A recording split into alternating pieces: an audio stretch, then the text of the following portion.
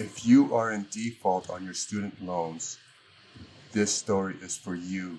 The Education Department could begin collecting payments by garnishing your wages to collect on that money. Now, the Education Department made that announcement Monday, saying that they could start collecting loan money starting May 5th. That's in less than 2 weeks.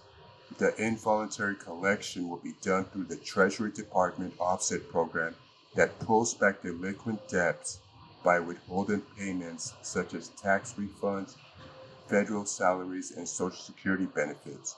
More than 5 million borrowers are in default, and 4 million more could be in the same position in a few months. Less than 40% of borrowers are currently on their student loan payments according to the department. Basically, they're making payments on time and keeping up with their loans. What's next?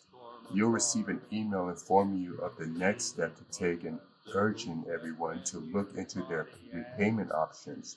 Wage garnishment notice will be sent out as early as this summer. Now, Joe Biden attempted to wipe student loan debt across the country, but eventually court ruled that he misled borrowers about this and authorities. To be able to take such an action, the department added that there will be no mass forgiveness at any point in the near future. You should look for an email, and that should guide you through your next step. First time in 5 years, the federal government is resuming collections on federal student loans that are in default. Starting May 5th, students with outstanding loans have a chance or several options to pay down their debt. You see, but first of all, more than 5 million borrowers are in default, meaning they haven't made a payment in 270 days.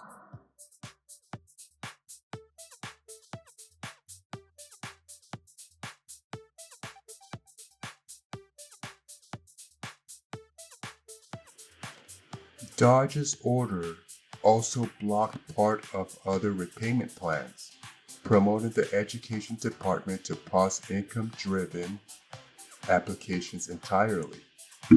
It aimed to pressure the aim that was pressured from advocates. The department reopened applications on May 10th. Borrowers can now apply for the following income-driven plans: the income-based repayment plan, the pay-as-you-earn plan, and the income contingent repayment plan. Abrams expects applications will continue to be approved, but at a slower pace than before the application pause. Borrowers can currently enroll in an income-driven plan should be received, and after enrolling in it, you should receive a notification about recertification. Now, the recertification is required annually to update information on family size and income and dates that are different for each borrower. Included some who went into default before the pandemic. A borrower is in default if they haven't made a payment in 200. An estimate of 4 million more borrowers are in late delinquency, meaning a payment hasn't been made in more than 90 days. Now, things are about to get really ugly because more people are headed towards taking out more loans, and heading towards default, according to the Department of Education.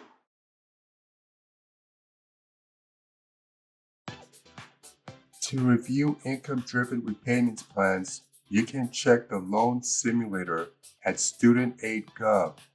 What about the Public Service Loan Forgiveness Program? Nothing has changed yet. President Trump wants to change the Public Service Loan Forgiveness Program to disqualify workers of nonprofit groups deemed to have engaged in improper activities. He signed an executive order to that effect, but it has yet to be enforced. Borrowers enrolled in a PSLF should keep up with the payments to make progress towards loan forgiveness. Now, policy analysis at the National Association of Student Financial Aid Administrators said there could be some changes coming in regards to the PSLF, but at this current time, PSLF is still functioning and there is still loan forgiveness being processed under the PSLF provision. Now, an income-driven repayment tracker has disappeared from the federal student loan website for many borrowers, but you can still keep your track of your status by the Abrams, which is recommended that borrowers should take screenshots of their payments just for safety.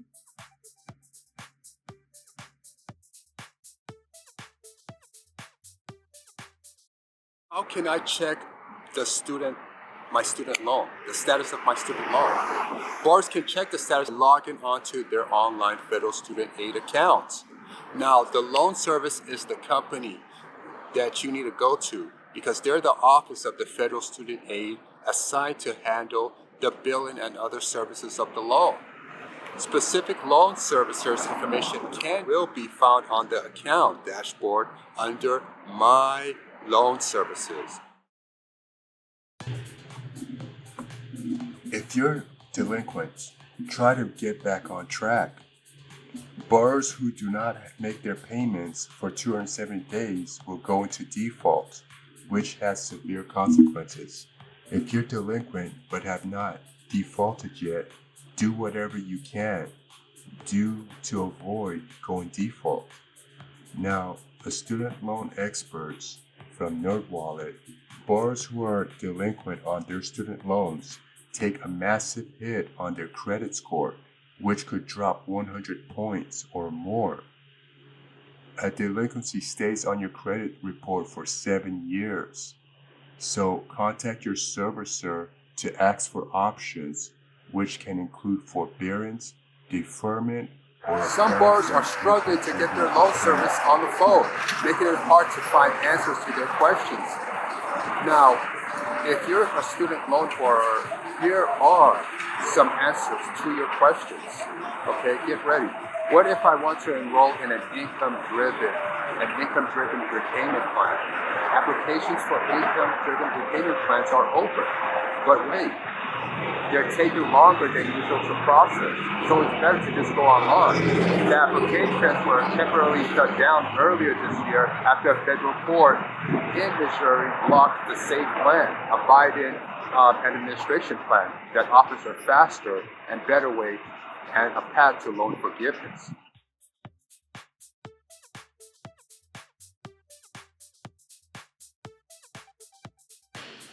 Borrowers in default must ask their loan servicer to be placed into such a program, basically by asking their student loan advisor. Typically, the student loan advisor will ask for proof of income and expense to calculate a payment amount. Once a borrower has paid on time for 9 months in a row, they are taken out of default. A loan rehabilitation can only be done once. Thanks for coming by. Subscribe, like, and share. Have a good day.